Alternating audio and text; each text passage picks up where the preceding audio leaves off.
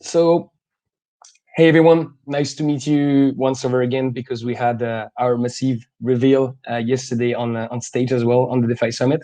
So thanks for having us once over again.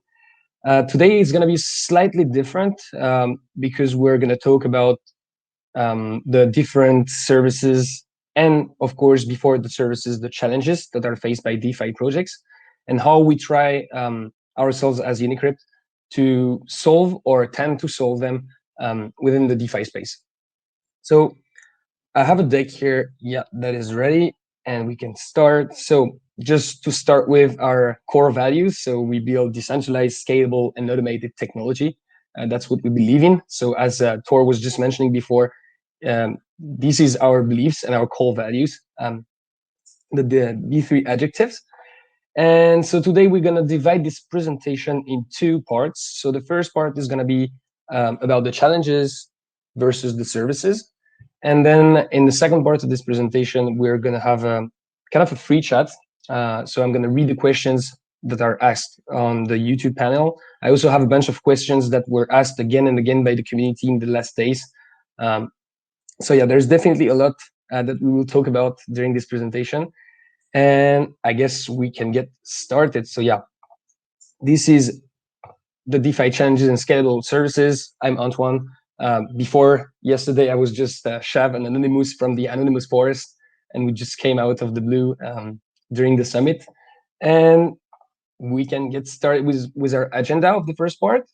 So first, we're going to discuss about the platform overview, like what are the tools do we provide, the user interface that is made available both for developers and also for users or investors.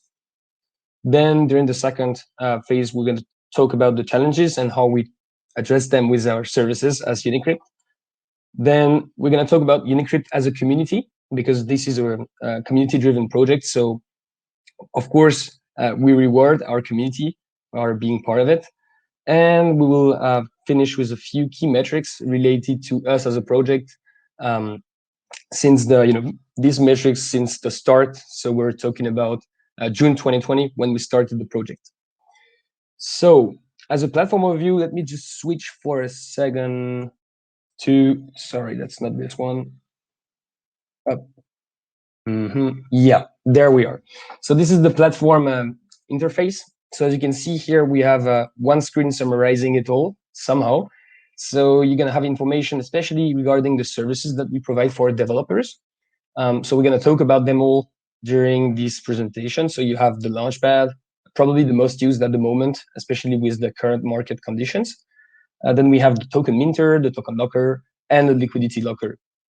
And I just want, before we dig deeper in the services that we provide, I just want to tell everyone here that we also have a browser that is really helpful while you're doing your own research, whether it's about us or about any project that you're willing to invest into, for example.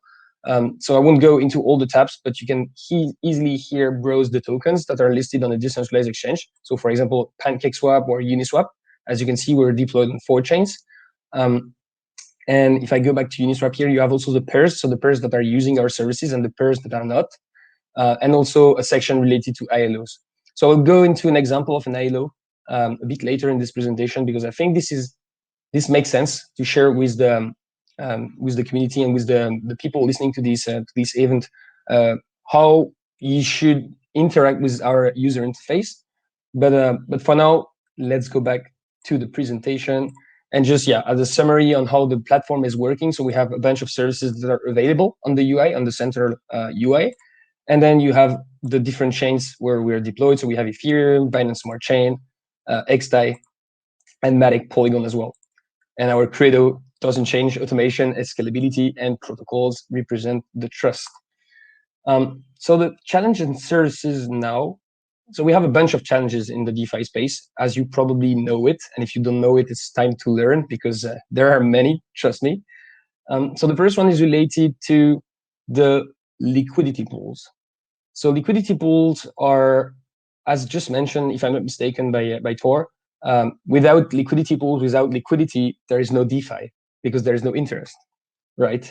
So when you have liquidity pools on decentralized exchanges, you oftentimes have some issues related to trust or security. I think we're pretty much all aware of what a rug pool is. I even defined it during the panel yesterday. So if you didn't watch it, please just use the YouTube link of yesterday and have a look. But sometimes we have projects having issues with the lack of trust when they're launching a pool or launching a project on top of a DEX, of an AMM, more exactly. And so this is the first one. And we also have another challenge related to private teams. So we just discussed about anonymity. We were anonymous as well.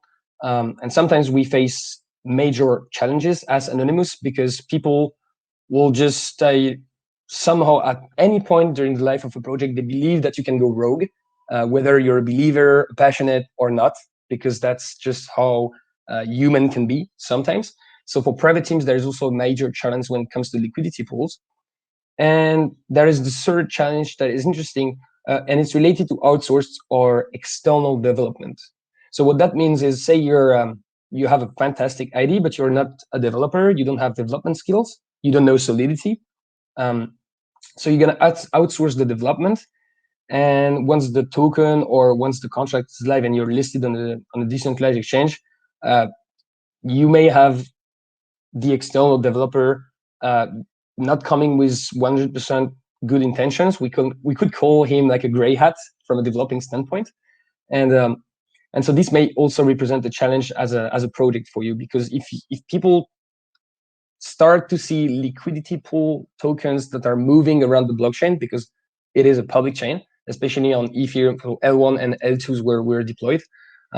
This may also represent a risk as a project, because there is also cases where the keys are lost, or this kind of scenario may occur in the life of a DeFi project. So for that, we have a service that we provide, and that is already used by, well, I think we mentioned yesterday 4,500 projects, but there's slightly more, to be quite fair and to be quite accurate. So these provide a couple of things. So the first one is an additional layer of security, because say you are using our lockers, you're gonna be able to store on a trustless contract your liquidity provider tokens for a predetermined period. So it can be 6 months, 12 months, or even 265 years, because we have some projects doing that. And that allows investors and also project teams to be sure that the pool will remain liquid. So just be aware of a difference. We're talking about locking liquidity provider tokens and not actual tokens that are in the pool. So you're not locking dollar value. Well, actually, it represents a value as well, but you're not locking a cert, or you're not defining a floor for a specific token, right? So this is about security. Then you also have the trust that comes with it, because obviously if the pool is secured, then you have underneath trust that comes with it. This is another important thing to be mentioned here. And also you have, if you use actually Unicrypt lockers, because I think I'm not sure of the exact statistic, but I think we're leading on the liquidity lockers market. Well, actually that's for sure. So you also have indirect exposure by using our lockers. And yeah, here I just added a mention for SimilarWeb, because that's the tool we're using to track the metrics and the adoption of the platform. So just as a quick sharing, so if you're using Unicrypt lockers, you may have up to, I think, almost 1 million views. These are monthly views on the platform, and as you can see, there's a serious adoption of the platform. So this is something to take into account whether you want to lock the liquidity yourself, because it's always possible to design a custom smart contract unless you want to use another existing service. And I also would not recommend to do it yourself, because sometimes it can be exploded. And I think it was mentioned also in a panel before today that Ethereum can be a dark forest. So if there is an exploit, it's going to be exploded 100%. I think we all know that and noticed that a couple of times. So going back to the presentation, we also have like a unique feature on the liquidity lockers that is, I named it disruptive. It's related to the migrations. And I think we had this case lately, especially on Binance Smart Chain. This is related to, so say you have a pool on top of PancakeSwap V1. So that was PancakeSwap V1 a couple of weeks ago. and there is a protocol update. So what happened is PancakeSwap v1 decided to migrate to PancakeSwap v2. And so we had a bunch of projects reaching out to us saying, hey, we're using the lockers from this or that provider. Can we actually move from V1 to V2 while our LPs are locked? And it was not made possible by other lockers, if I'm not mistaken. But on the Unicrypt lockers, you have an entry for a migration contract. So this means if you use Unicrypt lockers, you're going to be able to migrate part or the total size of your liquidity pool from one AMM on another AMM, because at the end of the day, PancakeSwap v1 and PancakeSwap v2 could be considered as two different AMMs from a blockchain perspective.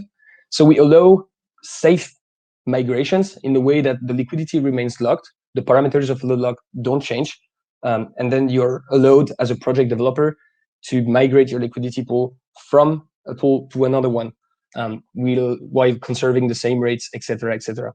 So this is a very important one to take into account. And without transition, I'm going to move to the next challenge and the next services. So this one is actually interesting because we notice, especially with the current market conditions, we're clearly in the biggest bull market ever of the crypto space.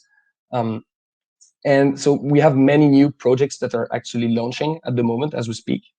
So when you have a new project, you may need to raise funds. So for that, we have a first service that is called the ILO platform, which is actually integrated with our liquidity lockers. So if you raise funds through Unicrypt platform, once the markets are initialized, the liquidity will be stored in our locking contracts as well.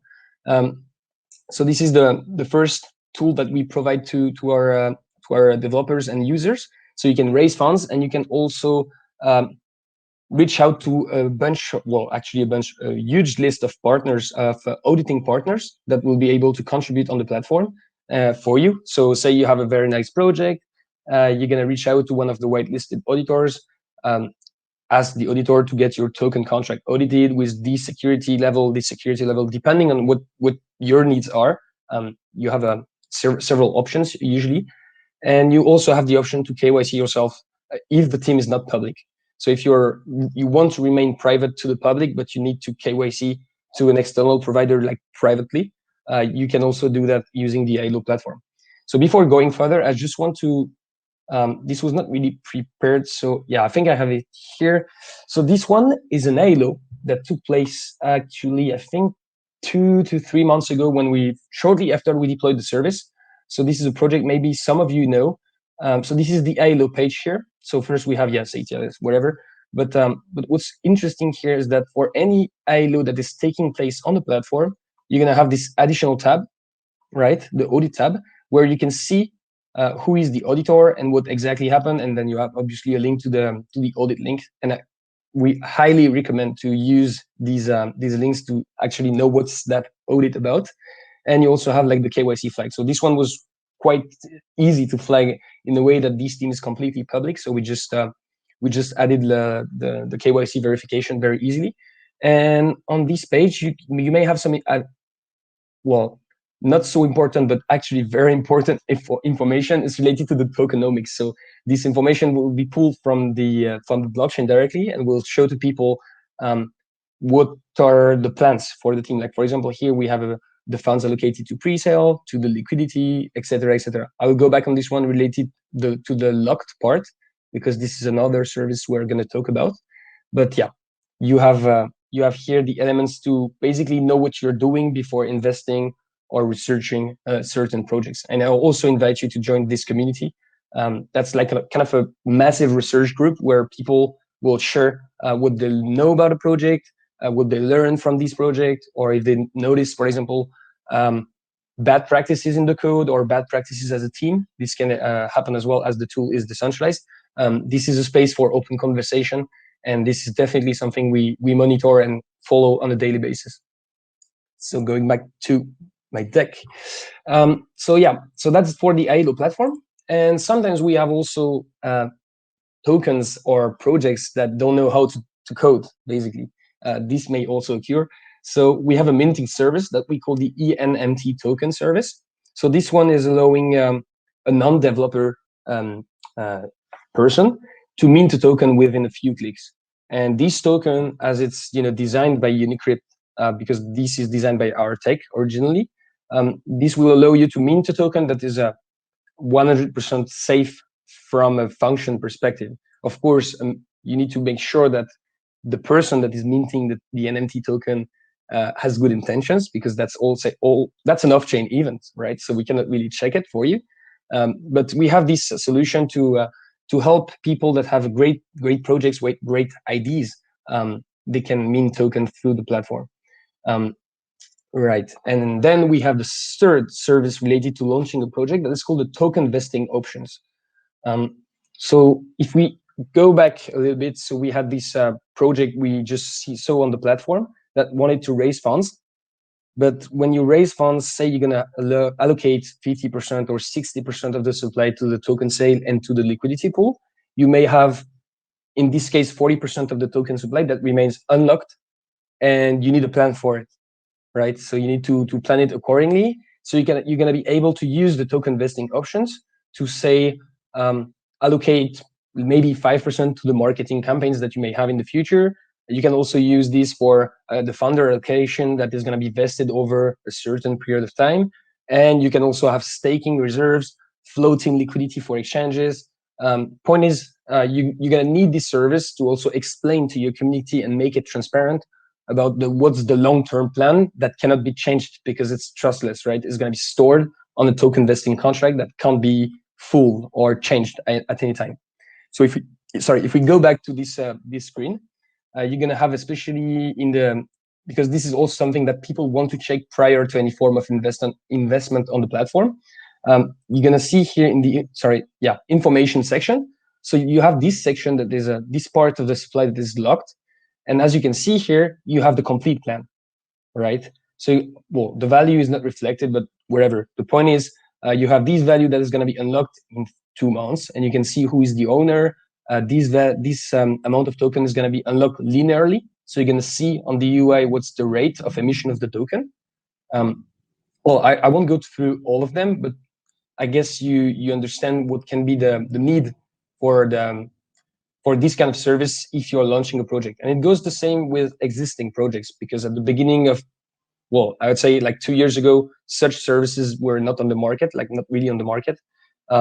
So maybe some projects that have been here for a while, us included, we actually use this very own service for us because it allows us to define a clear plan over time for the token supply emission. And we'll go back to this one. So right, we have the 3 services here that are actually working together. And then we have also a challenge for another type of projects, that the projects that are willing to reward their communities or provide incentives for their community members to stay or to build around it. You have many use cases, of course.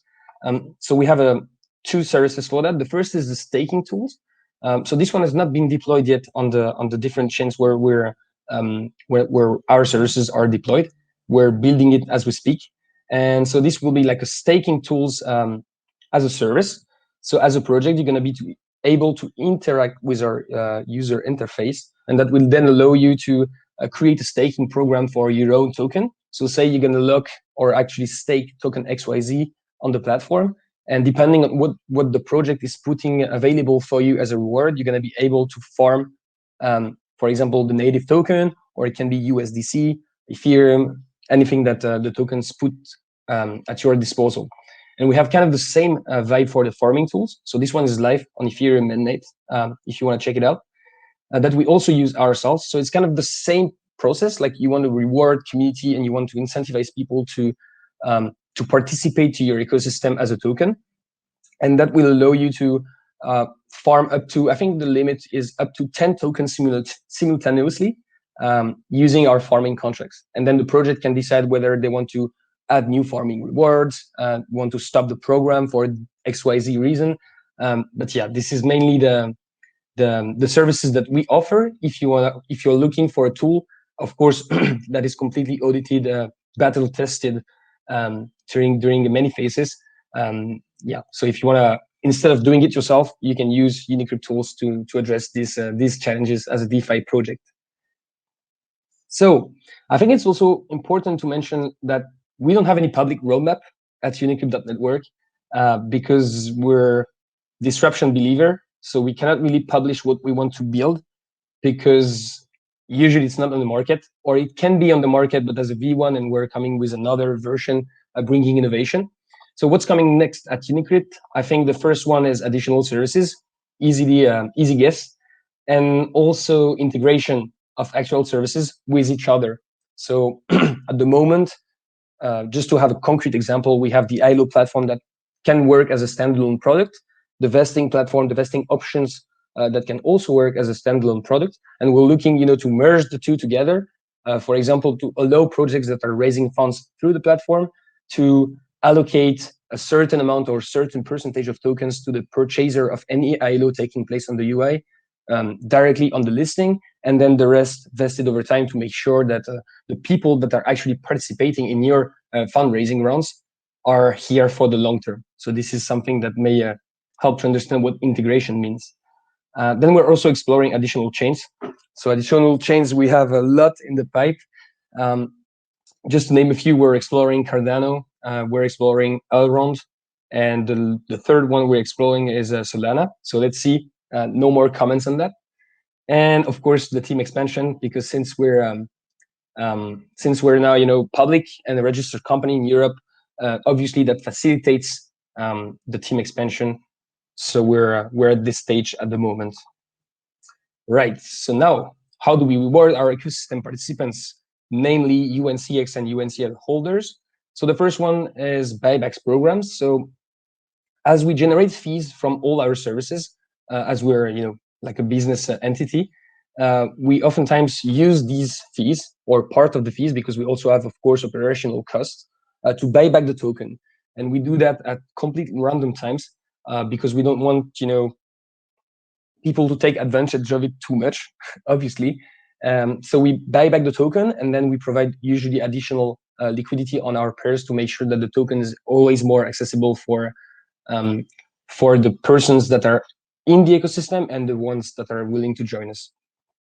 Then we also have farming programs. So basically, we're using our own service for us. So at the moment, if I'm not mistaken, we have a kind of a single farm, right? Because you can just to have a concrete situation, you can farm UNCX Ethereum pair on Ethereum mainnet, and the reward, if you do that, is going to be in USDC. So obviously, this USDC is generated from our fees, and we share it with the community and the people participating to the farming program. And then we have staking and ILO fees distribution. So this one has not started yet. This is yet to come, and this is something the community is waiting for. So thanks for that, guys. We're almost there. So this is related to sharing, all the ILO fees that we generate as a business entity. So we're going to allow people to stake their tokens, and they're going to be able to earn a certain percentage of the token fees that we generate. Right. And then I will finish with the key metrics. So the first one I'm going to share here is $400 million. So this is the TVL on our lockers. I think we're slightly under it. Well, by the time I made the slide, we were around 400 million, but now it's like 357 something million dollars. So this is the adoption of the tool. Then we have the 4,500 projects that are using the services, mainly on the liquidity lockers and the ILO platform.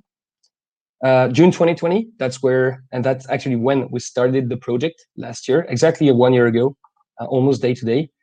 The rewards that we are about to distribute to the community. So we're talking about $3 million in USDC that are ready to be distributed for both the stakers and the farmers. The exact distribution is yet to come, so we will publish something obviously really soon about that. And yeah, also we did not raise a dime from anyone. It was a complete self-funded project. And we have 5 services that are unique in a way that we don't really see anyone as a competitor in the market anyway. But point is, I think our services, like the exact same features, are not supported by any competitor. So that's why this metric is also shared. And 4 blockchains. So for now, we're deployed on the 4 chains we discussed about at the beginning of this presentation, but we're planning to be deployed on more soon, hopefully.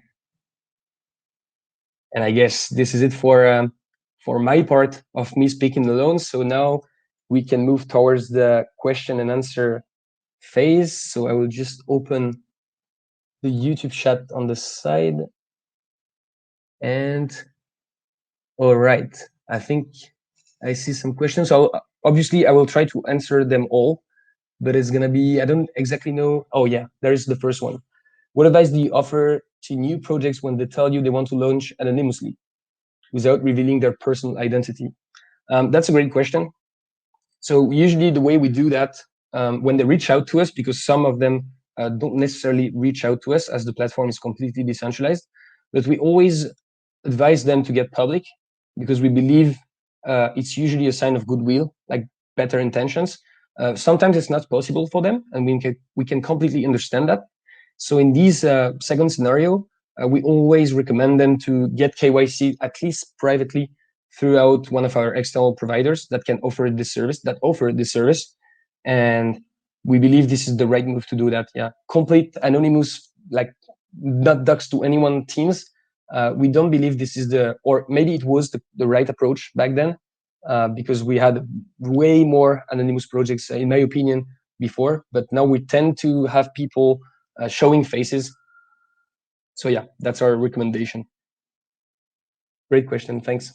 Let me read the next ones.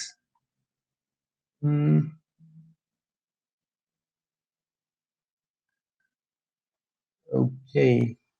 How often are pre-sales being launched on the platform? Early days when we were only deployed on Ethereum chain, because we first deployed the services on Ethereum chain, I think we had a rate of maybe 1 or 2 ILOs per week. And I checked the browser this morning, and I believe we have 60 ILOs that are either being prepared, like upcoming, or currently live on the platform. Like if you combine all the chains, we have 60 pre-sales ILOs that are running at the same time. And obviously all of them are not good. You need to make sure that as the platform is decentralized, DYOR, I won't repeat that enough. This is the probably one of the most exciting part of our job, to educate people about how to DYOR. And I think we're going to follow up with an additional number of panels. Not now that we are public, we can do that. So stay tuned on that. We're going to help. What are good things to look for when choosing a pre-sale to invest in? What is your personal process? So my personal process, and I'm sorry if I may frustrate some people, is I would avoid any meme coins, just because I'm personally like a fundamental believer, and I believe that the fundamentals of meme coins are not the ones that I want to dive in or to dig deeper, because I'm a very fundamentalist investor. So I will always look for the product.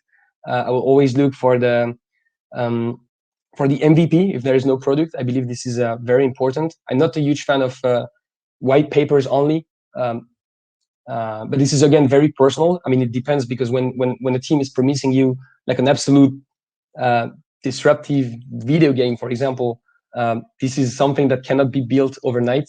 So this is something that, of course, will depend a bit on the area, on the segment of each and every project. And then I will also, well, this is always like subjective point of view, but I will also look if they're using our vesting options, and if they're also planning to use additional tools from the Unicrypt ecosystem, because I believe our tools can empower the projects. And if they can empower the projects, that means it can bring utility to their own token. And then, then it's just up to anyone. But read docs, analyze the blockchain. If you don't know how to read smart contracts, read audits, and also try to make sure that the team is completely public or privately KYC'd is my recommendation. Question for Antoine: how much does the token minter require to use? Are the initial numbers of share available based on the amount of money I, as the minter, have available? So if you're referring to the fees to use the token minter, I believe there is a flat fee of somewhere between $400 and $500, if I'm not mistaken, and a very short percentage of the supply. I think we're talking about 0.2% of the total supply of the token, And this total supply of the token cannot be moved over time because that's a ENMT, and that stands for ERC20 compliant non-mintable token. And then are the initial numbers of shares available based on the amount of money I, as a minter, have available. I'm not sure to understand. Well, if the question is about the supply, you can choose the supply that you want to. You can basically choose whatever supply that you need. The only thing that we mint, by the way, are non-taxes. Like there is no taxes on transfer if you are using the minter. So this means if you're, for example, taking SafeMoon, as SafeMoon is a good example of a token that has on-transfer mechanics. So you need to trade it with high slippage. This is not something that will be needed if you use the ENMT. So ENMT is like Unicrypt token. It's like no transfers, no taxes on transfers. So if that's your question, here's the answer. It's just a non-mintable token. There is no such thing as a mathematics inside the token contract, like advanced mathematics. It's not something we support at the moment.